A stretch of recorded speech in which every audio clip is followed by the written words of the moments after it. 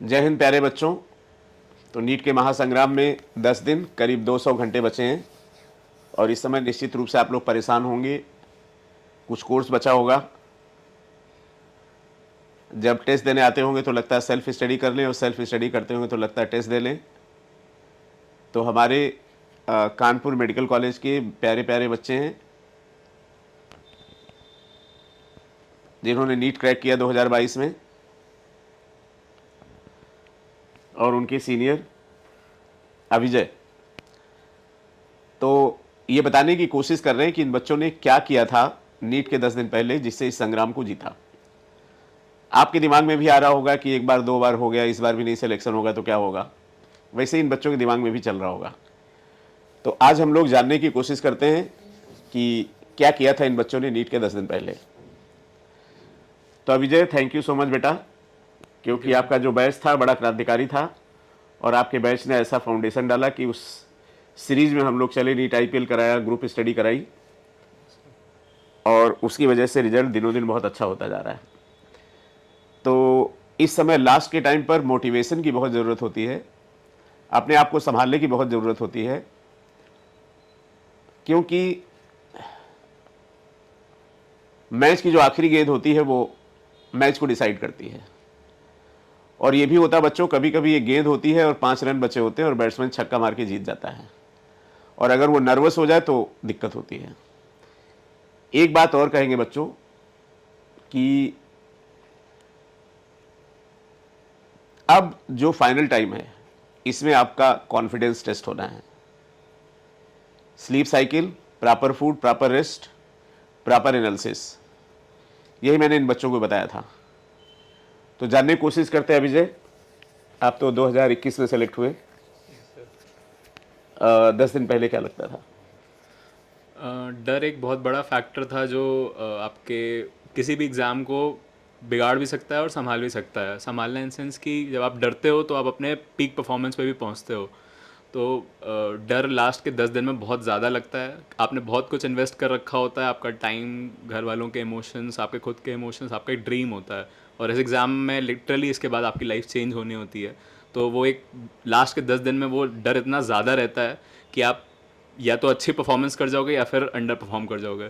तो डर के साथ आपको ये कॉन्फिडेंस रखना होता है कि आपने साल भर या 2-3 साल जितने भी आपने मेहनत की है उसके लास्ट 10 दिन में आपका एक आउटकम ऐसा निकल के आने वाला है। और आपने जब अपना अच्छे से मेहनत की होगी, कॉन्फिडेंस के साथ की होगी, तो आपको वो लास्ट 10 दिन में भी एक कॉन्फिडेंस रहेगा। डर ऑफ कोर्स रहेगा, बट आप जब अच्छे से करोगे तो वो आउटकम आपको मिलेगा। मैं बस यही कहूँगा कि आप लोग बस थोड़ा अपने आप को संभाल के रखें, डर को हावी नहीं होने दें, डर को कंट्रोल करके रखें, और बस 10 दिन बचे हैं, आपका आउटकम अच्छा आ गया। Thank you Abhijay. हमारे साथ शिल्पी है जिसने एसआरबी बैच से नेक्स्ट ईयर नीट क्रैक किया। शिल्पी बेटा, क्या किया था लास्ट के 10 दिन? सर लास्ट के 10 दिन में लगता तो यही था कि भूल गए, सब कुछ याद नहीं अब कुछ, बट अपने माइंड को इन्वॉल्व रखना है। टेस्ट दीजिए, उसकी मिस्टेक्स को एनालाइज करिए, और डिप्रेशन में जाने की ज़रूरत नहीं है क्योंकि आपको एग्ज़ाम टाइम में क्लिक कर जाएगा। मतलब अभी यहाँ लगता है कि याद नहीं आ रहा, ये है वो, बट एग्ज़ाम टाइम में आप अच्छा परफॉर्म करेंगे। तो भूल गया सब कुछ, याद नहीं अब कुछ। यस। लेकिन जब ये बच्चे टेस्ट देते हैं तो उनको लगता होगा याद है सब कुछ। Yes exactly. इसलिए इनको टेस्ट देते रहना चाहिए। यस। वेल डन बेटा। हमारे साथ श्रुति है। श्रुति बेटा बताओ। सर रेगुलरली टेस्ट देते रहें और बच्चे उसके एनालिसिस से अपने वीक टॉपिक्स को देखते रहें और वीक टॉपिक्स की एक लिस्ट बनाएं और लास्ट टाइम पे उनको बहुत अच्छे से पढ़ें, और जो स्ट्रॉन्ग चैप्टर्स हैं उनका फास्ट रिवीजन करें। जो नए बच्चे हैं जो अब नीट की तैयारी स्टार्ट करने जा रहे हैं वो लोग एनसीईआरटी ओरिएंटेड चीज़ें ही करें और बहुत ज़्यादा एक्स्ट्रा बाहर की करने की ज़रूरत नहीं है। अच्छा श्रुति, जब आप लोगों ने शुरू किया होगा तो आप लोगों को भी लगता होगा कि नीट जैसे इंटर कर लिया बहुत बड़ी चीज़ है, लेकिन हमने जो 20-21 का पूरा पेपर देखा, 22 का, मतलब नीट क्रैक करना बहुत ही आसान है। हाँ, क्योंकि और सब कहीं ना कुछ कहीं हम लोग भी अज्ञानी, अब मुझे भी धीरे धीरे ज्ञान हो रहा है। सर सब कुछ एनसीईआरटी ओरिएंटेड आता है, बस बच्चे थोड़ा एक्स्ट्रा बाहर का करने लग जाते हैं जो कि और जिसकी वजह से एनसीईआरटी टाइम चीज़ें छूट वेस्ट भी जाती होता हैं। है। हाँ, एनसीईआरटी की जो इम्पोर्टेंट चीज़ें होती हैं वो छूट जाती हैं। तो अपना जो फोकस रखें वो सिर्फ एनसीईआरटी पर रखें और एनसीईआरटी को ही मल्टीपल टाइम्स रिवाइज करें और एनसीईआरटी बेस्ड ही एमसीक्यूज़ करें। और टेस्ट की एनालिसिस करें, टेस्ट लास्ट तक का देते रहें, और नंबर अगर कम आ रहे हैं तो उससे डिप्रेस ना हो, क्योंकि ऐसा नहीं होता कि कभी कभी क्या होता है कि जिनके 550 नंबर भी आ रहे होते हैं उनके भी नीट में बढ़ जाते हैं। हमने तो बेटा एक वीडियो बनाया था जिसमें बहुत सारे बच्चे थे जो 600 स्कोर नहीं कर पाए, लेकिन बाद में उन्होंने 600 के ऊपर स्कोर किया, और उसमें लखनऊ के बहुत सारे बच्चे थे, हाँ, कानपुर तो के ये बहुत चीज़ सारे होती बच्चे है। थे। तो टेस्ट के नंबर अगर कम आ रहे हैं तो उस पर फोकस ना करें, उससे डिप्रेस ना हो, और अपना बस लास्ट तक का 100% देने की कोशिश करें। एक बात और कहेंगे बच्चों, जब तुम्हें लगता है ना कि याद नहीं है तो टेस्ट दो, उससे पता चलेगा। और जो रैपिड फायर होता है उससे भी देखो कि जब क्वेश्चन पूछेंगे बताओगे, तुम्हें कॉन्फिडेंस आएगा। इन बच्चों ने भी किया था। उत्कर्ष, सर जो पूरे ईयर पढ़ा हुआ है सिर्फ उसी को रिवाइज करें, पूरे हैंड रिटन नोट्स अपने फिर से रिवाइज करें और लास्ट तक टेस्ट देते रहें, क्योंकि जब आप लास्ट वाला टेस्ट देंगे उसके बाद जब नीट का एग्ज़ाम देने जाएंगे तो नीट के एग्ज़ाम में कुछ ऐसा लगेगा नहीं कि हम अलग कुछ दे रहे हैं, वही न्यूलाइट वाली टेस्ट ही आपको लगेगा। तो उसमें परफॉर्मेंस में कोई दिक्कत नहीं है, कि बस केवल कॉन्फिडेंस बनाए रखें और जो पढ़ा हुआ है सिर्फ उसको पढ़ें अच्छे से, कि जो पढ़ा आप हुआ कोई है नई उसमें से चीज़ ना कुछ भी छोड़ें। गलत ना हो, जो पढ़ा हुआ है उसमें से कुछ भी गलत ना हो, जो नया है उसको अपने बाद में देखें, लेकिन जो पढ़ा है उसमें से कुछ भी गलत ना हो। Thank you. फाइका बेटा, सर बस लास्ट टाइम भी उसको तुम्हारा भी एक साल बड़ा डिप्रेसिंग था। रिवीजन करते रहे थे, और बस आपकी रैपिड फायर वीडियोस मैंने लास्ट टाइम काफ़ी देखी, 2x की स्पीड से, मतलब दोबारा देखती थी मैं। और इवन मेरे लास्ट 10 डेज पहले मार्क्स बहुत कम हो गया अचानक से, 570 मेरा खराब स्कोर किया था। अब देखो वो बच्चे ध्यान से तो सुनो ऐसा कि जो feel हुआ लास्ट कि टेस्ट नहीं में था होगा। उसमें फाइका ने 570 स्कोर किए थे। बहुत तुम लोग भी जब बकवास था। 570-80 आ रहे तो रोने लगते हो बेवकूफ। यस सर, हाँ। हमेशा मेरे 680 से 670 गया, बट मुझे बहुत नर्वस हुआ लास्ट टाइम भी कि कैसे करूँगी मैं। पर मैं पॉजिटिव सोची कि मैंने पूरा साल मेहनत करी, तो वो 3 घंटा डिसाइड करेगा मैंने क्या किया है, तो मुझे उस पर वर्क करना है सिर्फ। तो मेरा वो नीट एग्ज़ाम ही मेन है, तो मुझे पॉजिटिव सोचना है, बस रिविज़न करना है और बस एनालिसिस करनी है टेस्ट के ऊपर, और कुछ नहीं इसके अलावा। Very good. हमारे पास संजय कुमार है। संजय बताओ बेटा क्या किया था लास्ट में? सर लास्ट में जो मतलब बायो में मैंने क्या किया था, जो सबसे ज़्यादा मुझसे गलती होती थी तो वो मैंने एनसीईआरटी में साइड में लिख लिया था, वो बार बार रिवाइज करता था, और एनसीईआरटी में जो मैं बार बार भूलता था उसको हाईलाइट कर लिया था, तो वो मैं बायो में करता था। और केमिस्ट्री और फिजिक्स में तो मतलब प्रीवियस ईयर तो पहले लगा लिया था, तो जो टेस्ट रहता था उसको रेगुलरली देता था, उसको एनालाइज करता था टेस्ट को, फिजिक्स केमिस्ट्री में और बायो में भी। तो मतलब जो लास्ट के सारे टेस्ट थे उसको देता था। और बात रही डर लगने की, तो मतलब डर लगता था, मुझे भी बहुत ज़्यादा डर लगता था। तो इससे ये पता चलता था कि मतलब राइट वे में सही मतलब कर रहे हैं, ये लगता था। इतने सारे जो टेस्ट कराए जाते हैं उसका फ़ायदा क्या होता है?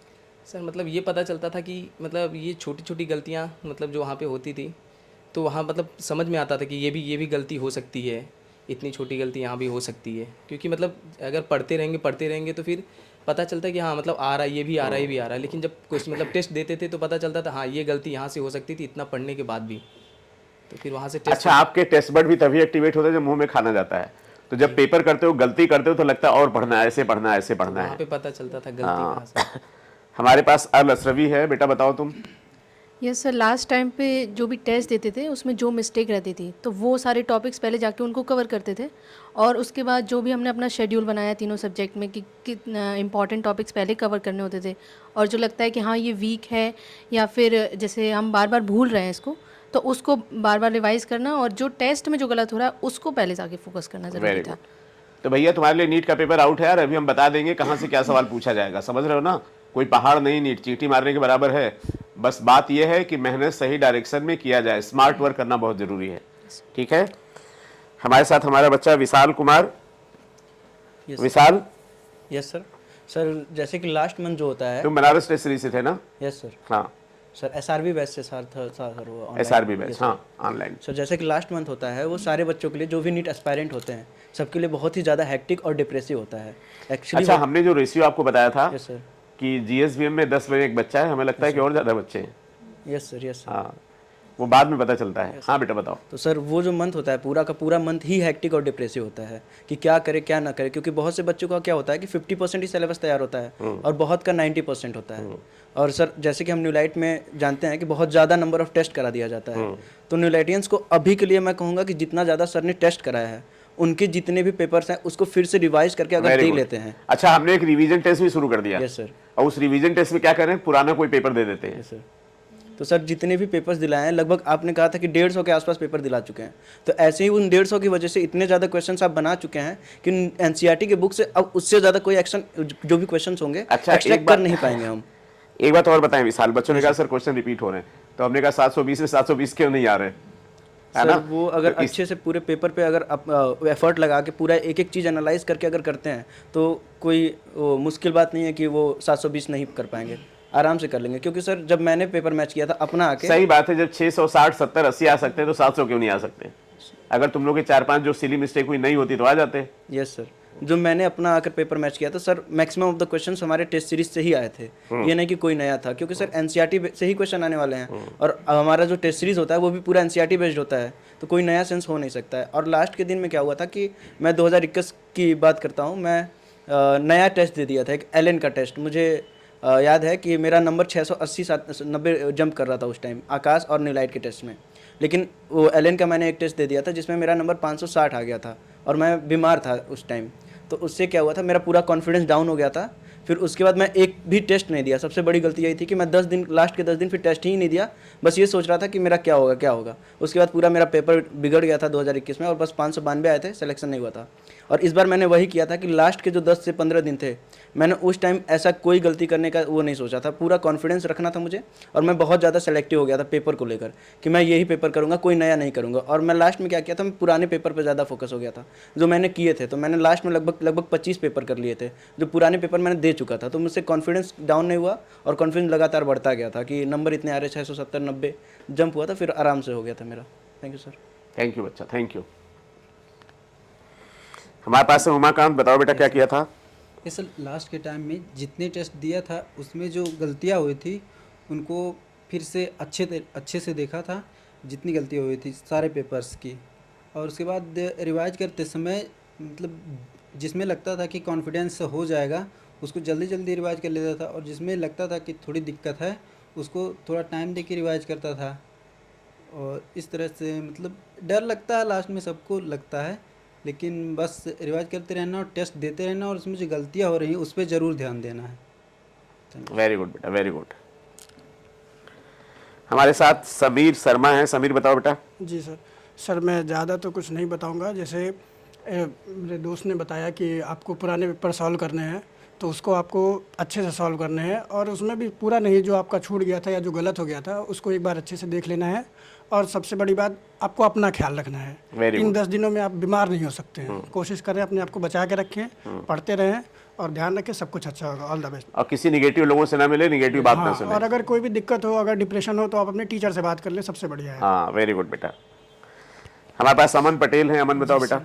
सर मैंने लास्ट के 10 दिन में नंबर्स जो भी आ रहे थे उसके अलावा ये कॉन्फिडेंस था कि मैंने लास्ट 10 महीने में जैसे तैयारी की हुई है वो एकदम परफेक्ट कर लिया। अब उसमें ये नहीं लगता था कि अभी कुछ पढ़ने को बचा हुआ है। क्वेश्चंस लेके बैठते थे तो लगते थे, लेकिन वही टेस्ट सीरीज में गलत हो जा रहे थे तो लगता था कि अभी टाइम मैनेजमेंट की वजह से गलत हो रहा है, कभी वहाँ पर कोई सिली मिस्टेक कर दी।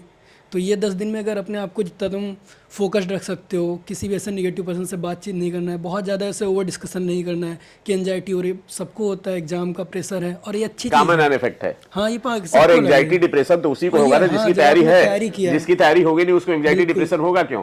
तो एंजाइटी डिप्रेशन हो रहा है तो इसका मतलब ये अच्छा सिम्टम है। बिल्कुल 10 दिन अपने आप को एकदम ऐसे शेड्यूल कर लीजिए कि 2 से 5 में तुमको सबसे एक्टिव होना है। और पेपर 3 घंटे 20 मिनट का है और मैक्सिमम 3 घंटे में ही करने का ट्राई करो। यहाँ टाइम टेस्ट सीरीज में 3 घंटे ही मिलता है, तो उसी के अकॉर्डिंग बिल्कुल अडॉप्ट कर लीजिए टाइम एंड फोकस रहिए, बिल्कुल निगेटिव ज़्यादा। हमारे साथ अशरफ हैं। अशरफ बेटा, आपने पढ़ लिया वो एक चीज़ है, बुकलेट में क्वेश्चन लगाया दूसरी चीज़ है, अल्टीमेटली चेक होती है आपकी OMR। तो OMR फिल करते समय किन बातों का ध्यान रखना चाहिए? कैसे OMR फिल करना चाहिए? मतलब कुछ क्वेश्चन कर ले उसको फिल करे कि एक साथ करे? आप में से कोई बताएगा जिसको एक्सपीरियंस हो? सर मैं सर पहले बायोलॉजी कर लेता था सर, उसको OMR पूरा फिल कर लेता, फिर केमिस्ट्री, फिर फिजिक्स। अच्छा,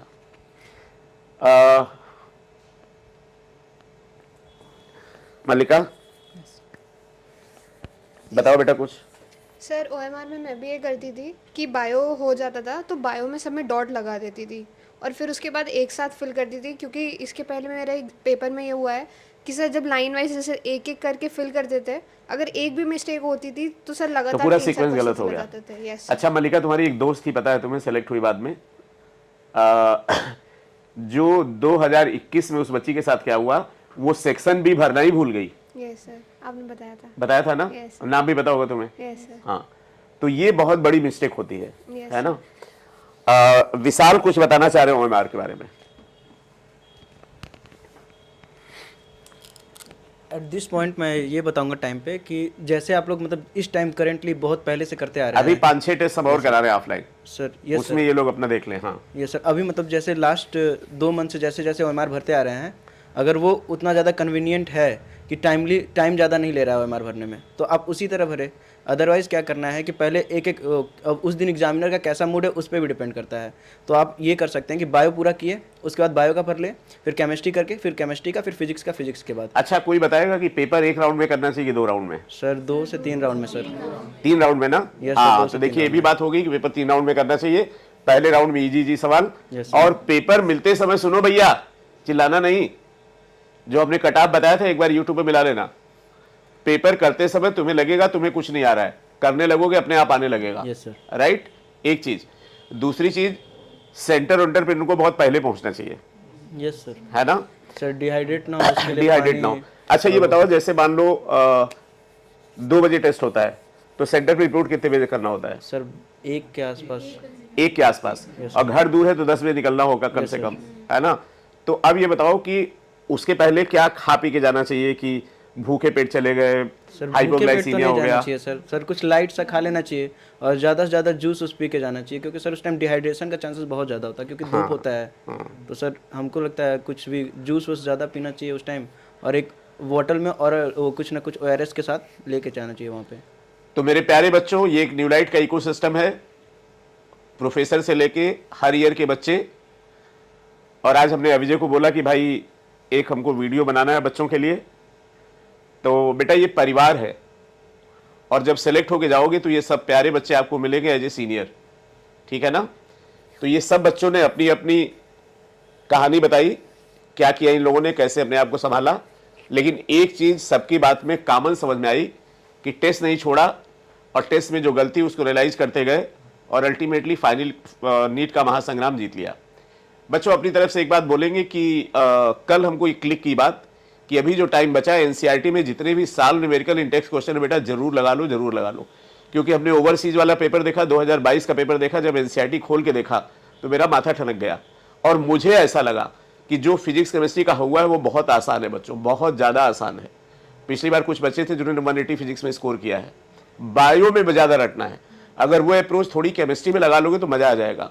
तो अब जो टाइम बचा है, एक तो आपसे कहेंगे कि अपने आप को बच्चा एनालाइज करो कि ये ना रहे कि ये छूट गया। किसी देखो हर बच्चे का इंडिविजुअल अपना होता है, हम तो कॉमन चीज़ बताते हैं। अगर तुम्हें लगता है कुछ छूट गया तो उसको कर लो, लेकिन मैक्सिमम एनसीईआरटी की पेज पलटने में टाइम दो। क्वेश्चन करते समय तुम्हें जरूर याद आएगा ये फिगर था, ये डायग्राम था, यहाँ लिखा था, सवाल सही होगा। और देखो फाइनल बात, अगर कोई 20 किलोमीटर दौड़ के जाए और उससे कहे फिर दौड़ो तो लैक्टिक एसिड बना हुआ दौड़ नहीं पाएगा। उसी तरह से बेटा ब्रेन की स्टेज भी ऐसे ही होती है। अगर आप पूरी रात जग गए उस दिन तो समझ लीजिए कि आपका मैच खराब होने जा रहा है, ठीक है ना? तो उस दिन ये होगा बार बार जैसे सोओगे ना, अरे यार ये पलट ले, अरे यार ये पढ़ ले, नो, ठीक है ना? बिल्कुल नहीं, ठीक? ये तुम्हारी मेमोरीज में सब कुछ है, तो जैसे ही क्वेश्चन का स्टिमुलस आएगा याद हो जाएगा। सबसे इंपॉर्टेंट बात इस टाइम पे स्लीप साइकिल को मेंटेन रखिए, और इसीलिए रैपिड फायर बेटा आपने रात का सुबह कर दिया, ठीक है ना? रैपिड फायर से फायदा होगा कि चीजें आपको रिवाइज होंगी, और टेस्ट से आपका फायदा होगा, जो गलती करोगे इंप्रूव करोगे।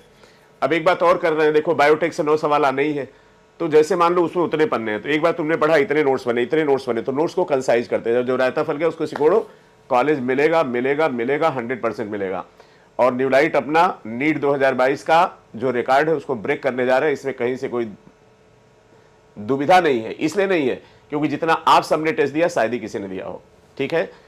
तो ये देखिए आपके सीनियर्स आपको बेस्ट ऑफ लक बोल रहे हैं और आपका इंतजार कर रहे हैं। क्या कर रहे हो बच्चों? बेस्ट ऑफ लक, सेलेक्ट होके